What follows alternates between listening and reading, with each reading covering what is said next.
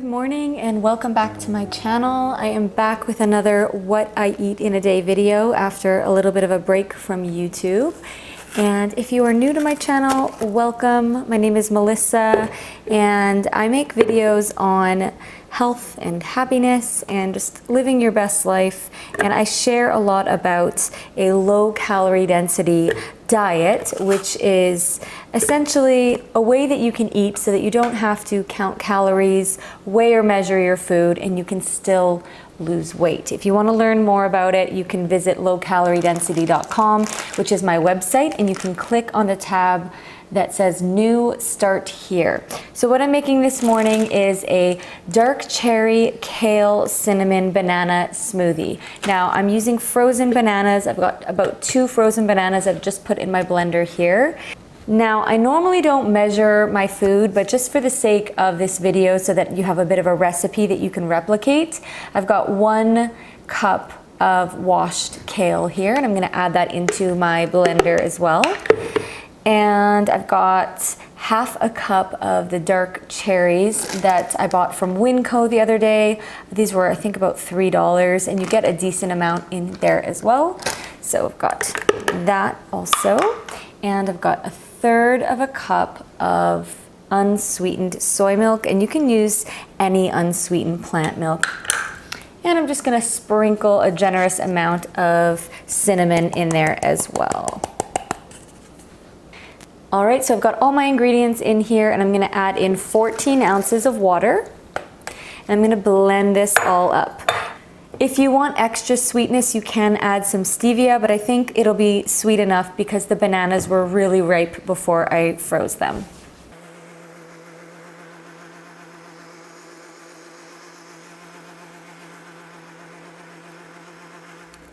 Okay, so to give you an idea of how much I'm drinking, the max fill line, the second line here, is 28 ounces. So I've got about 30 ounces here, and it's all for me.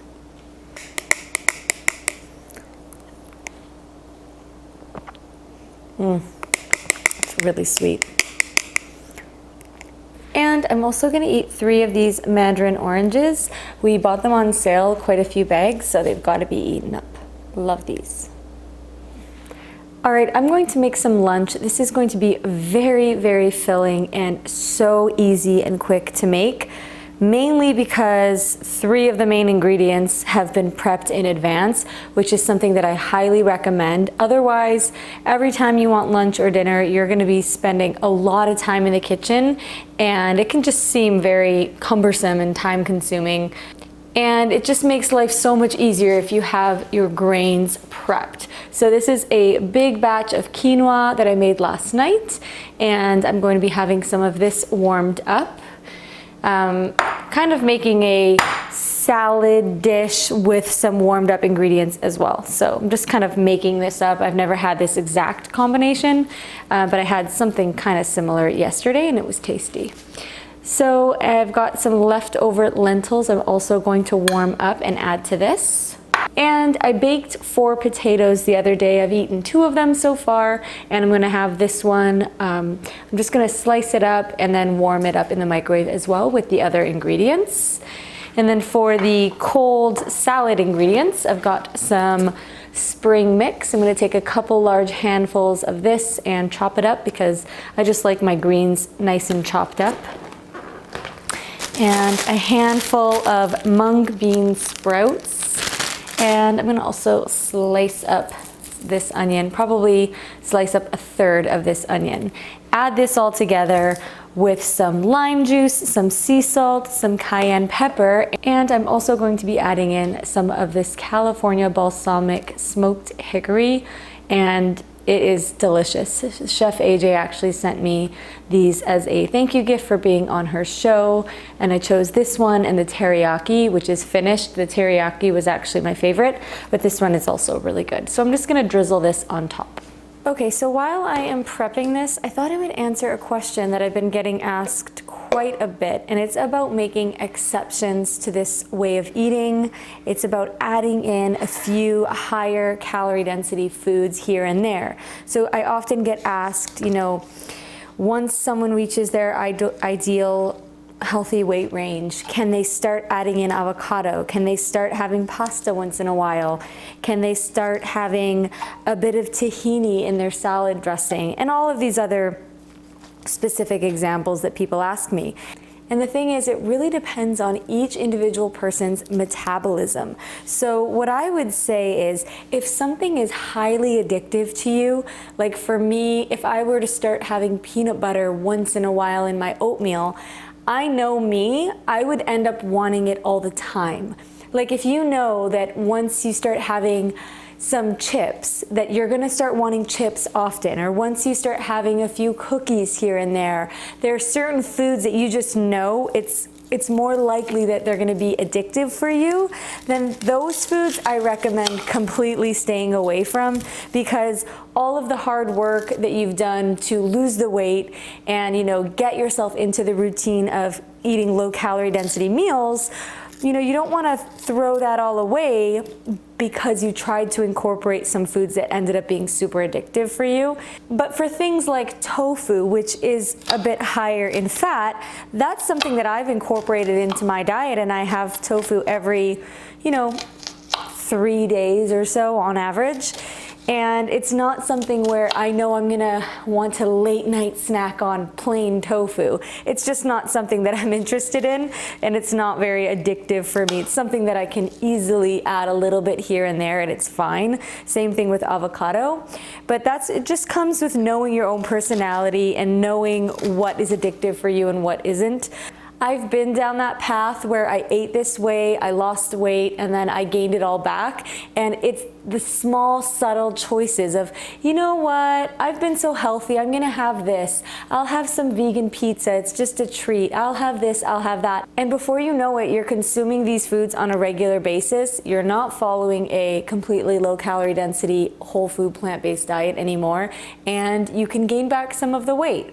Now, it's not the end of the world, but if you do want to maintain your weight loss, I recommend being very cautious about what you're gonna start reintroducing if it's higher in calories per pound than what you ate to lose weight. And so the other thing is, everyone's got a different metabolism. So for me, I could start including pasta with veggies once in a while and some avocado, and I just kind of watched to see if it made a difference, and it didn't make me gain any more weight back. So for me, it was fine. For other people, maybe something as small as adding a few raisins and a few seeds in their salad actually does have an impact on their weight and makes them gain some more back. So if it's something that you really want to include back in your diet, it's just about kind of testing the waters and seeing how your metabolism responds to those foods. All right, so here's a look at my plate. These are still cold out of the fridge, so I'm gonna microwave them right now. I did not measure, but I've got some quinoa, some lentils, and one diced up potato.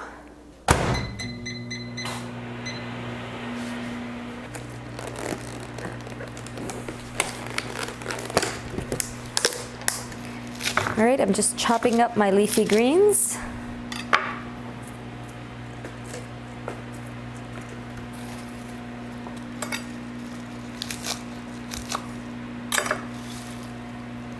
Adding it to my big mixing bowl, along with the onion that I diced up, and a big handful of bean sprouts.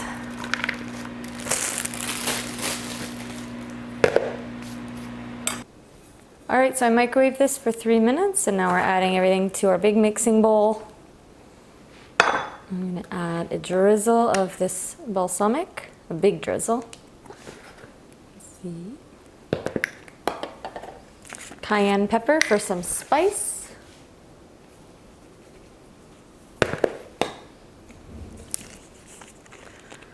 A drizzle of lime juice.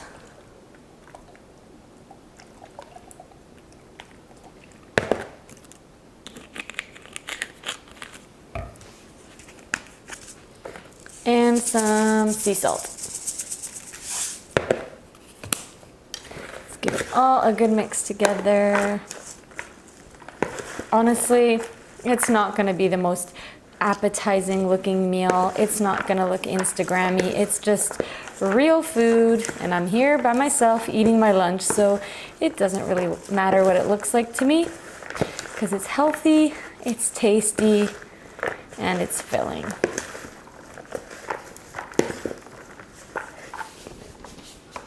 Here we go.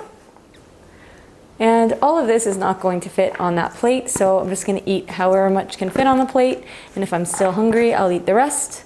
Otherwise, I'll wait an hour or so and then eat the rest when I am hungry. And again, this is a very starchy meal. You wanna have those wet starches. We've got our quinoa, we've got our potato, and we've got our lentil for protein, and lots of dark leafy greens for all those vitamins and nutrients. All right, as a snack, I'm gonna have this tofu coconut dessert. It comes with 2 little packages. I'm gonna have 1 package. I'm just gonna put it out on this little dish and then slice a banana with it and put some cinnamon on top. Now, I've never tried this before. I saw it at Winco yesterday and I thought I'd give it a try. I usually like anything coconut flavor. And again, tofu is one of those things that I did not have, kind of like avocado. I didn't really have those while I was in the weight loss phase, but I've kind of introduced them into my diet over the past few months, and it has not caused me to gain weight. Tofu is great for protein. Again, it's higher in fat and it's not as high in fiber as the majority of the foods that we're eating on this low calorie density diet, like potatoes, which are probably my #1 highly recommended food. If you are just starting out on a low calorie density diet, my #1 recommendation is to go out and get a 10-pound bag of russet potatoes. It should cost you anywhere from $4 to $6, and you can make so many different dishes with potatoes, and they're just such a satiating and filling food. Only 350 calories per pound. Can't go wrong. Okay, now that kind of came out messy looking. Fell apart a little bit, but that's okay. It will still taste the same. And the tea that I just poured is a turmeric tea. I'll show you the package here. All right, I'm gonna give this bit to Beckham because he loves bananas. All right, let's see how this coconut tofu dessert tastes. Oh, very, very coconutty.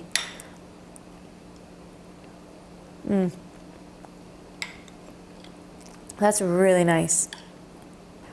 I thought there was a 50-50 chance that it would be good or gross, but it's actually really nice. For dinner, I am going to be making one of my all-time favorite low-calorie density recipes. I've been sharing this one with you for a while now, and there's actually a video on my channel where I go through exactly how to make this recipe, so I'll link that down below. And also this recipe is on the low calorie density website, so you can check those out. And basically, one of the reasons I really like this recipe is that it's a great meal to make even for non-vegans. So if you have someone coming over for dinner and you don't know what to make them, and you don't want to make 2 separate dishes for you and for them, I find this is really tasty, really flavorful, and filling. And I'm also going to be adding some liquid smoke so that it's like a smoky hickory flavor to the chili dish. So I've got sweet potatoes, an onion, black beans, diced tomatoes, and some corn. I'm going to be using frozen corn. You know, I'm all about taking the shortcuts when they're there, so frozen corn, definitely something that I'm a big fan of. And at the end, I like to splash a little bit of lime juice and sea salt on top. Normally, I would serve this with rice, but since I have all of that quinoa to eat up, I'm going to be having this with quinoa.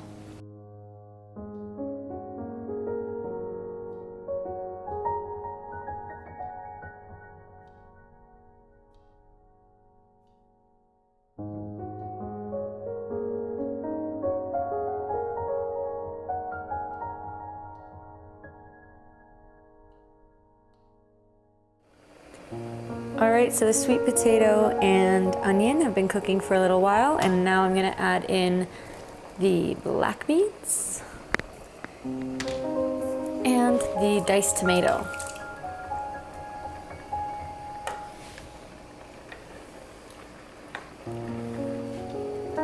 Look at how bright that looks. That is an exceptionally bright sweet potato. All right. Let's let that cook for another 5 minutes or so and then add in the corn and spices. Now I'm going to add in the frozen corn. This is 1 cup.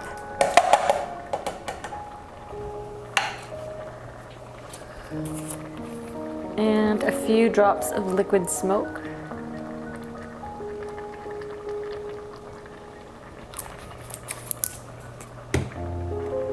Some cayenne pepper for spice.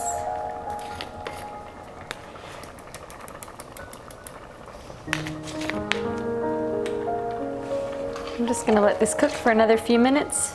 I like my chili on the drier side, as you can see.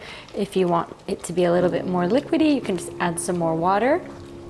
But I'm just gonna let this cook for another 5 minutes, and then I'm going to warm up some of the quinoa and serve that with this. All right, so we've got about 1.5 cups of cooked quinoa. I've just microwaved that to warm it up a little bit. I'm adding a few scoops of this smoky sweet potato black bean chili on top.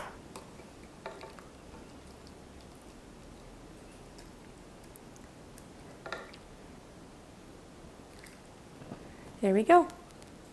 I've already added a bit of sea salt, and I'm just gonna add a couple drops of lime juice on top. Voila.